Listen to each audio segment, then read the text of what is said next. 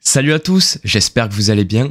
Aujourd'hui, ça fait longtemps que j'ai pas fait une vidéo en moins de 10 minutes et c'est mon nouvel objectif, je vais vous en refaire parce que c'est vrai que ce format était vraiment assez cool pour que vous compreniez des fois des bases sur soit dans le monde de la crypto-monnaie ou soit dans l'informatique. Et cette fois-ci, je me suis dit, vu que j'ai changé de pseudo, je vais vous expliquer mon pseudo. Et on va commencer par qu'est-ce que c'est un bit en moins de 10 minutes. Vous allez voir, c'est hyper intéressant. Vous êtes tous dans l'informatique à peu près pour ceux qui suivent ma chaîne et peut-être vous savez pas comment fonctionne un ordinateur. Et c'est ce qu'on va voir dans cette vidéo. N'oubliez pas de vous abonner, pouce bleu, commentaire, ça me soutient. Et c'est parti, on ne perd pas plus de temps. Let's go.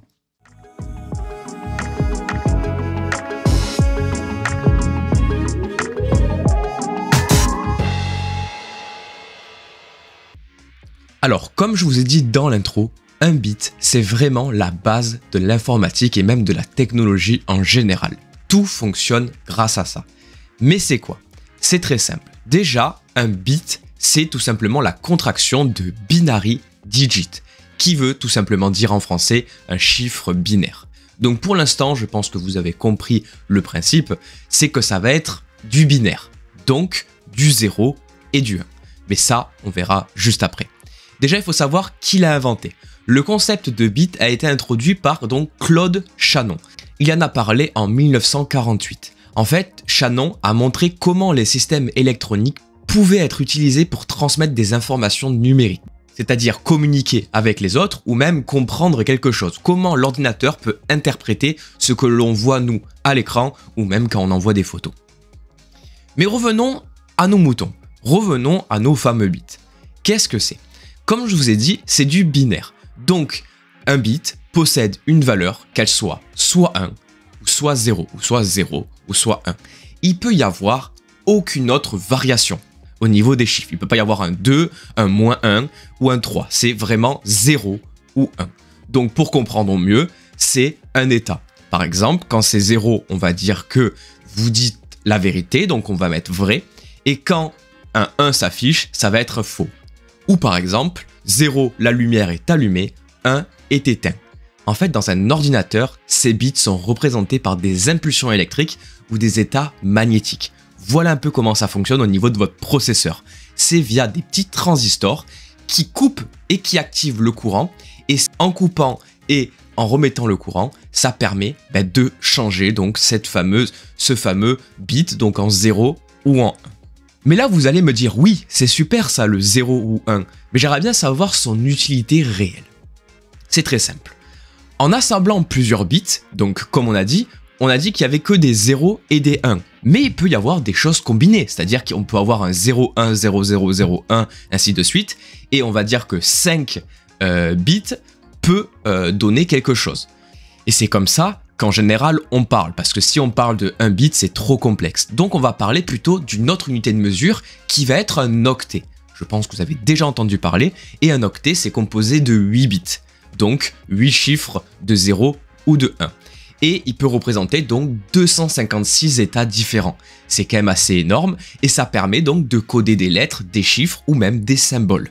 C'est comme ça qu'on va pouvoir faire plein de choses. Par exemple, l'octet 01000001 représente la lettre A.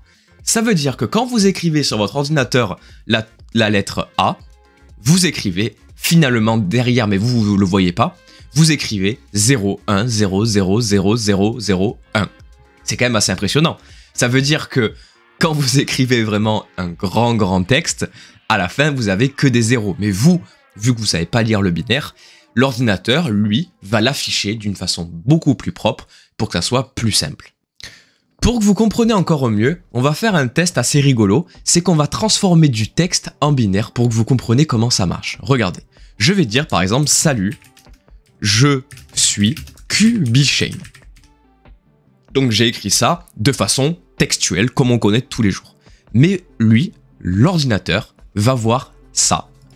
Donc vous avez vu, c'est assez complexe, mais c'est comme ça que l'ordinateur parle.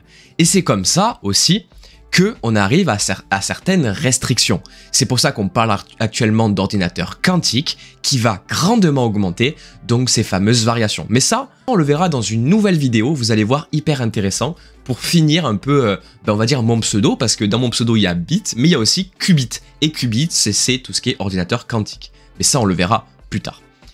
Vous allez me dire aussi, mais les photos, comment les photos sont traduites? Ben, c'est exactement la même chose.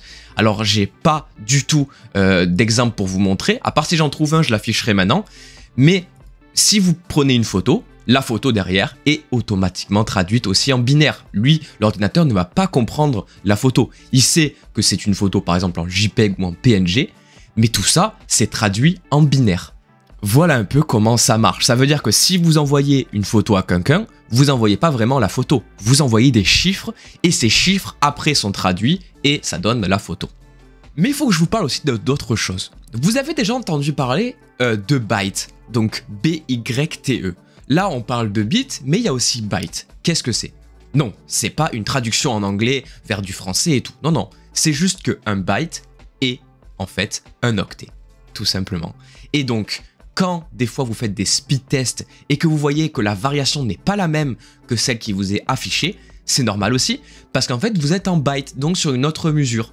Il va falloir faire un divisé par 8 pour vraiment trouver la réelle puissance que vous avez sur votre PC. Et là, ce qui va être drôle, c'est que je vais vous apprendre aussi les disques durs. Parce que les disques durs, on est d'accord que c'est quelque chose, on va stocker des données. Mais comme je vous ai expliqué et que vous avez compris dans cette vidéo, on va pas stocker des images réellement, on va stocker des chiffres binaires, qui lui va être compris par l'ordinateur. Et c'est pour ça que quand vous achetez un disque dur, vous avez par exemple un disque dur de 10 gigaoctets. Ça fait énormément de bits, je vais pas les marquer, c'est vraiment énorme.